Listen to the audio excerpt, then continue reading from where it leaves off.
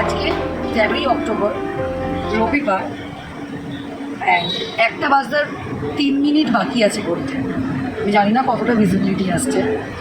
আমি আজকে এটা রেকর্ড করছি।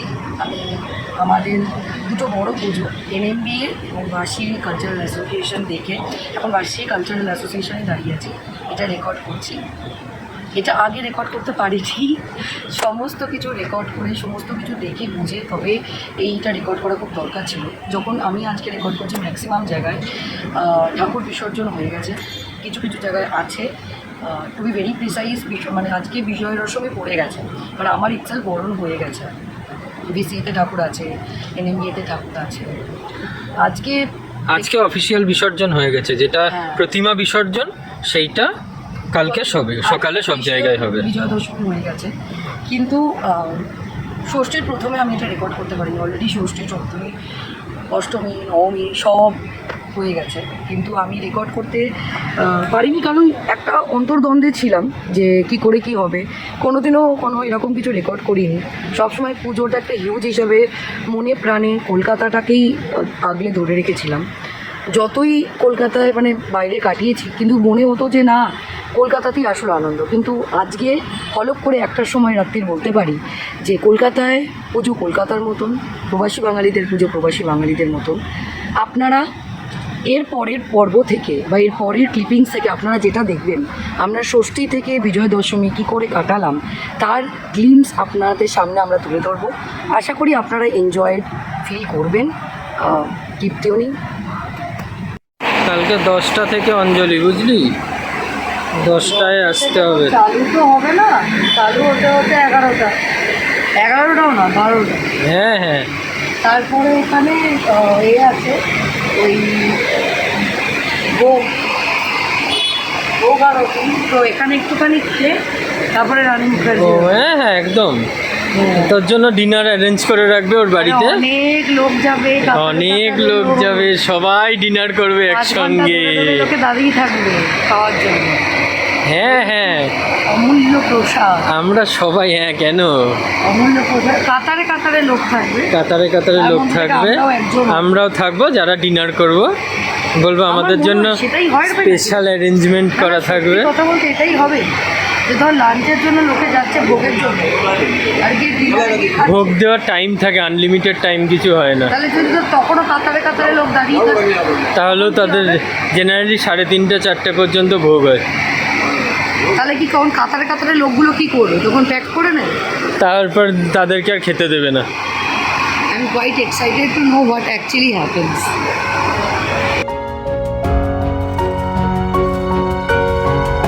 সিউটস আছে, আমার সিউটস কালচারাল অ্যাসোসিয়েশনের পুজো। এটা বিভৎস বৃষ্টি হয়েছে, বিভৎস, মানে লিটারেলি আমরা এতে সিউটস মলে আটকে পড়েছিলাম। জাস্ট এই পুজোটা দেখতে যাব বলে বেরোতে পারছি না মল থেকে, এত বৃষ্টি হচ্ছে। মানে পুরো এরিয়া দেখে তোমরা বুঝতে পারবো যে কতটা বৃষ্টি হচ্ছে। বাট স্টিল দেখো লোক, এখন একটু বৃষ্টি কমেছে তো সবাই আসতে শুরু করে দেয়। কিন্তু কী করবো একটা বার্গারই খেয়ে নিই, সেটার এতটাই খিদে পেয়েছিল আর ভিডিও টিডিও করা সম্ভব হয়নি। তবে প্যান্ডেলটা খুব সুন্দর করেছে।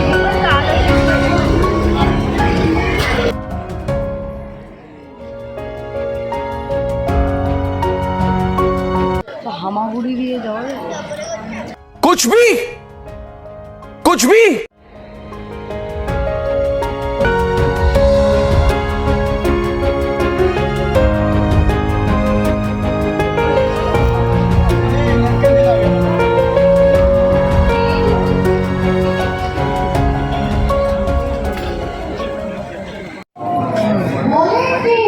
এটা একটা কলকাতার রোল, ডাবল এগ রোল নিলাম আমরা, ডাবল এগ রোল 100 টাকা।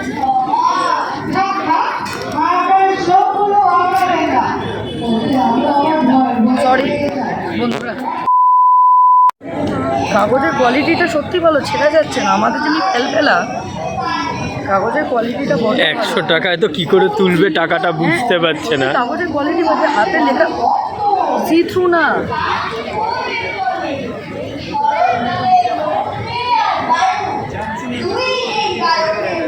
মুম্বাইতে কলকাতার এগরোলের মতোই খেতে। আসলে নুনটা তো দেয়নি, নুনটাকে দিয়ে নেবো উপর থেকে। নুনটা দিতে ভুলে গেছে। ডিমে লবণ দেয়নি। ওই দেখো না, যেখানে ভাঙার ডালের খুঁতগুলি 2 হাতে তুলে নিয়ে কাঠবেড়ালি কুটস কুটস করে খাচ্ছে, ওইখানেও যেতে পারবো না। না বাবা, আমি যদি কাঠবেড়ালি হতো তবে বেশ হতো। তাই জানি নে। দেখো, বড় বড় পণ্ডিতরাও সব তোমারই মতো। তাও ঘর থেকে বেরোয় না। বেরোয় না? না, কখন বেরোবে বলো? তারা বসে বসে কেবল পুঁথি পড়ে, আর কোনো দিকে তাদের চোখ নেই। কমলবাবু, তুমিও বড় হলে পণ্ডিত হবে, বসে বসে কেবল পুঁথি পড়বে, সবাই দেখে আশ্চর্য হয়ে যাবে। এখন 10:40 বাজে, straight on and Bangali spirit rock on and foremost. এটা কলকাতা নয়, এটা মুম্বাই।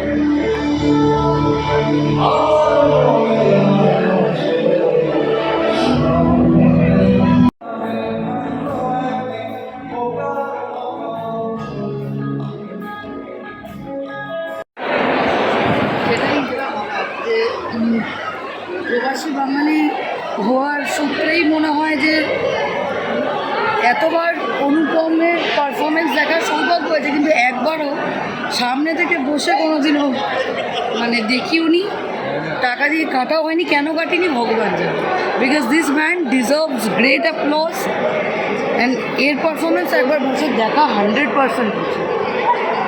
অনুপমের পারফরমেন্স একবার বসে দেখা ডেফিনেটলি, বিকজ পয়সা ওসুল পারফরমেন্স। লোকে যদি এই পায়ে যন্ত্রণা নিয়ে ঘন্টার পর ঘন্টা দাঁড়িয়ে হাতে লাল করে মানে কন্টিনিউস পারফরমেন্স দেখতে পারে, এতবার দেখার পরেও আমি প্রোগ্রাম দেখতে গেছিলাম, ওখানে মানে লোকজন এমনই পাগল হয়ে গেছে, লাস্টেও ওর স্টেজের বাইরে গাড়ি দাঁড় করিয়ে রেখেছে। তারপর স্টেজের বাইরে, স্টেজের জাস্ট নামার মুখে গাড়ি দাঁড় করানো, আচ্ছা গান গাইতে গাইতে গাড়িতে উঠেছে, কোনো মাইক হ্যান্ড ওভার করে পালিয়ে গেছে। মানে এখনও তো দেখলি না, মানে লাস্টের গানটাতেও এমন চার্জ আপ করে দিল। অ্যান্ড তুই আর আমি কিন্তু বাইরে থাকার সূত্রে অনেকবার পারফরমেন্স দেখেছি, কিন্তু কোনোদিনও টিকিট কেটে দেখার এটা মানে কেন করিনি আমি জানি না।